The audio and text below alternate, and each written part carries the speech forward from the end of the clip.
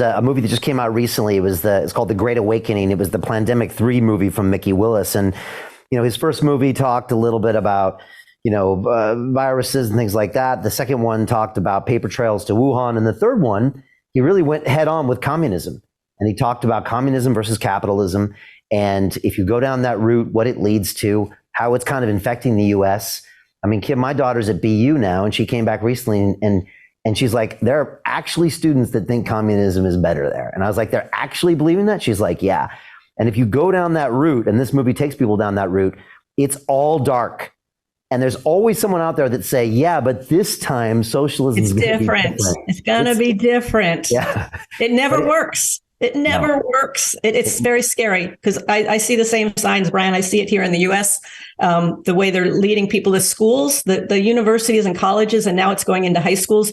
They are not institutions of learning. They're institutions of indoctrination.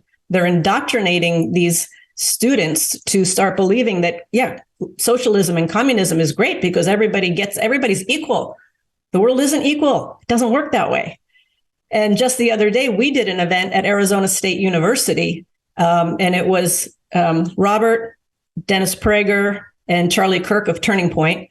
And the subject was health, wealth, and happiness. Very non-controversial. It was just an educational event. It was the professors that stood up and said, we don't want Charlie Kirk and Dennis Prager. They're Marxists. They're KKK. They're racist. And they used all this language, and they got the students kind of revved up. And now what the good news is, we did the event. We put a press release out because this was getting so much attention. It was just a simple event, and they've turned it into a political event, which it was not. But as a result, this has now opened the door. Some of the people that were involved have been doing major interviews on major networks. It's become a kind of a test for free speech. And the whole narrative right now, people are using Arizona State and our event as a platform for free speech. And if that was the effect of that event, then I am thrilled, because we're getting knocked out of free speech right, left, and center. You know it on social media. We've experienced it on social media. It's once you have no free speech, you have no community. You have no, what's the word? Yeah, you have no life. You have no life. You have no freedom, that's for sure, because it's all propaganda then at that point. And so you are making some progress with this event. Like, you were able to do it, and it's become a lightning rod, and it's not just getting buried like so many other events did at universities in the last couple of years. So it seems to be making some progress. Yes. Two of the women that were key people involved from ASU, one was an ASU professor. She was the one that was putting it on, as well as her coworker. They both got fired. Wow. And because of bringing Charlie Kirk and Dennis Prager and Robert onto their campus. So she has now been speaking out, and the networks are all picking her up, and a lot of media is picking her up nationwide right now. So it's a really positive thing. I think what we need to do, Brian, is people just have to start standing up. They have to start saying no. And a lot of times that comes from saying no with your wallet, and not well, for me, not patronizing the institutions that are very, very, I'll use the word woke, very, very kind of anti the values that we stand for in capitalism and free markets and free trade, against liberties and freedom. We just have to stand up and say, we're not going down that route. Yeah. And there's been some great boycotts of some companies out there where people finally have pushed back and say enough is enough. It's nice to see it kind of turning, because from 2020 to 2021, it looked like it was only going one way. Yes. And you made reference. I mean, we were having everything taken off of YouTube, and I was quite literally shocked.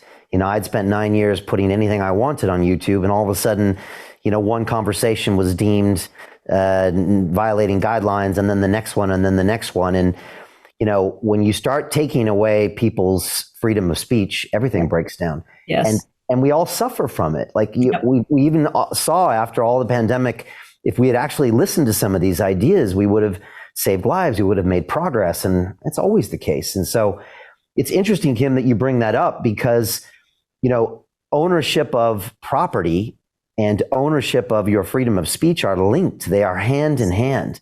Yes. And so if people want to start talking about not owning property, about going to where the state owns things, pretty soon your free speech will be gone and there won't be much you can do about it. Pretty soon then Big Brother comes next and all of a sudden you're back to some of these very dystopian states that we've seen in the past and we see in the movies. We are already living partial versions of those now. People need to really understand. Isn't communism one of the or Marxism one of the key components? The abolition of private the abolition of private property, and I see that happening. I mean, taxes are going up right now. People aren't being able to necessarily afford when the interest rates go up, and their mortgage gets refinanced. They can't afford it.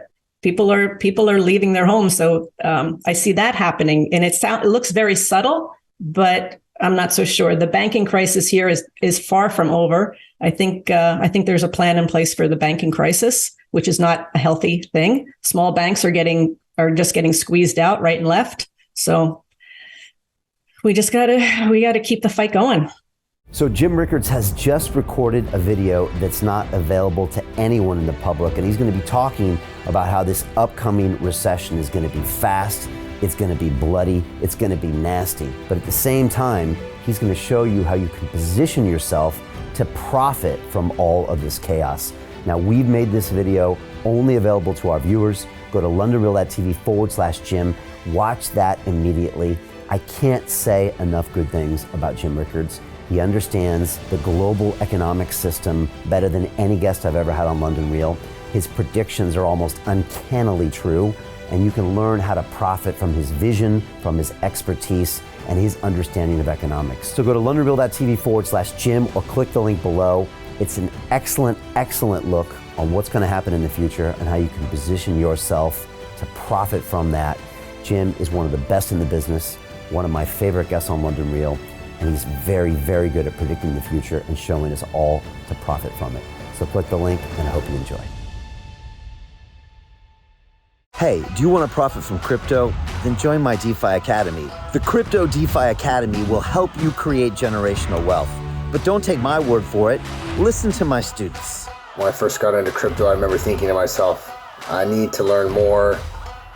Brian Rose, learning crypto, learning DeFi, gotta do it. I am so grateful that I jumped in and did this. I had to break through some limiting beliefs that I can do this, that I can afford this, that I can be in this. It challenges the things that are deeply rooted within us. Joining DeFi Academy has been one of the best decisions I have made on my blockchain journey. This course was a life changer, a game changer, a huge eye-opener, coming from knowing practically nothing at the speed of the learning over 4 weeks was just fantastic. The information you provided in this class was invaluable. I feel far more confident in my next steps. You took complex concepts and made them easier to understand. What's different than so many other ones is it just doesn't tell you what to do. It actually makes you do it. This is for people who are serious about becoming traders. This is the way it should be done. I realized from this learning experience again that it is not about what you learn, but about who you learn it from. The energy was insane. I've never experienced such incredible energy on a live call. Brian Rose, you are a legend, my friend. It's the only thing in the market where you can get all information and learn everything what you need to know. Everything is so clear and so well done, and I am just forever grateful for this program. It made me feel so much more confident about crypto than I did before. I did not anticipate how passionate I was going to become about it. It's also been like a big learning experience for me, not just in the crypto space, but just an overall balance of life. What I've learned is, how to take ownership, of my life in a way that I really hadn't before. Yeah, you can't put a price on that, really. I would recommend it to anybody, top notch. Excellence does not come cheap. So if you want excellence, you got to pay for it, but it's so worth it.